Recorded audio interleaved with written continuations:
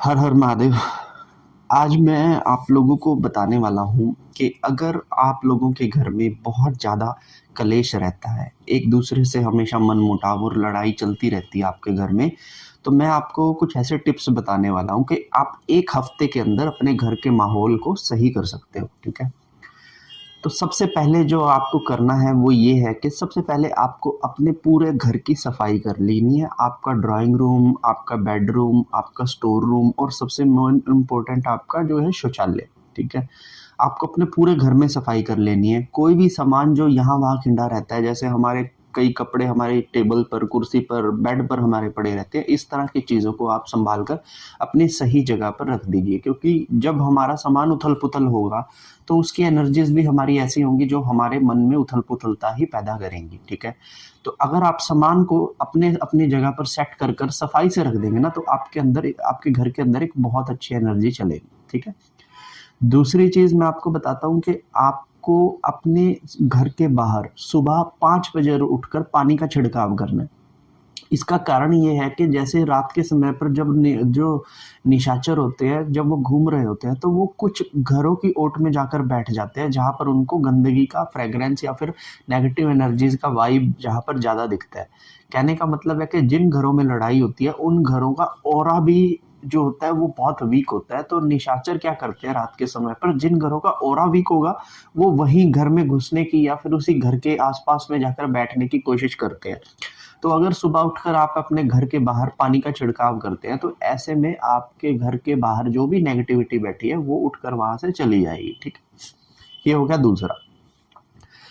अब मैं आपको बताता हूँ कि तीसरी चीज आपको क्या करनी है। तीसरी चीज आपको ये करनी है कि सबसे पहले आपको अपने घर में जितने भी जो रात को सोने से पहले जो बर्तन है वो सारे के सारे बर्तन साफ कर कर रखने हैं। उसका कारण ये है कि जो हमारे निशाचर होते हैं, इनको खाना खाने के लिए प्रभु की एक एक वरदान है कि जब भी इन्हें नीचे गिरा हुआ या फिर जूठा बर्तन दिखेगा और जैसे ही वो उसे पकड़ेंगे तो वो पूरा खाना उनके लिए उसमें भर जाएगा और उसे ही खा लेंगे।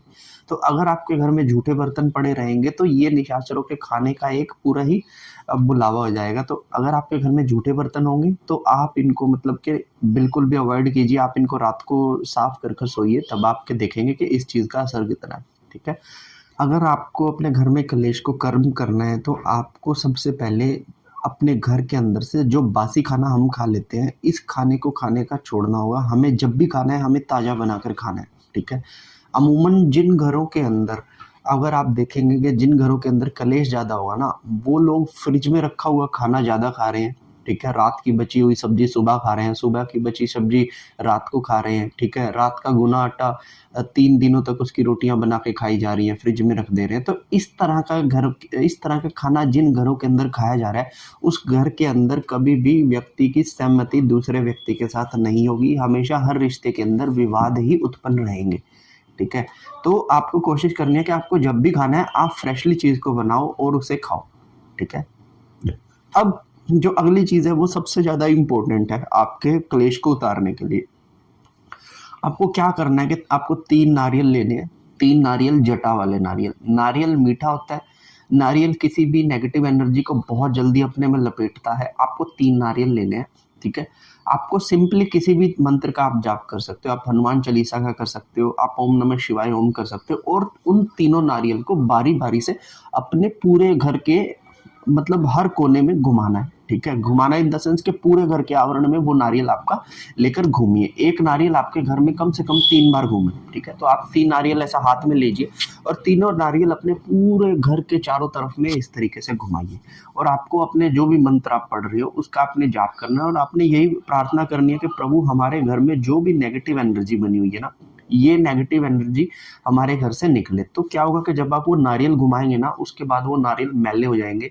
आपके घर की नेगेटिविटी उस नारियल में आ जाएगी, क्योंकि मीठे का लालच देखकर, गोला जो होता है वो मीठा होता है। ठीक है।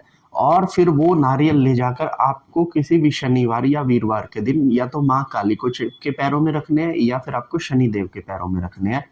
क्योंकि ये जो 2 देवी देवता है आज के समय में सक्रिय देवी देवता है और आपके घर के कलेशों को ये पल भर में चुटकी में मिटा देंगे। तो अगर ऐसा आप एक हफ्ते तक करते हैं तो आपके घर का माहौल नो डाउट बहुत अच्छा हो जाएगा। और दूसरे कारण जो होते हैं, हम अब कई बार हमारे घर का जो माहौल होता है वो पितृ दोषों की वजह से भी खराब होता है। तो पितृ दोषों पर वीडियो मैं अलग से बनाऊंगा। अगर आपको घर में पितृ दोष है तो उसके लक्षण क्या है और उन्हें कैसे हटाया जाता है, ये मैं आपको बाद में बताऊंगा, ठीक है। तो अब तक के लिए इतना ही। ये जानकारी आपको अच्छी लगी होगी, तब तक के लिए मेरी तरफ से हर हर महादेव।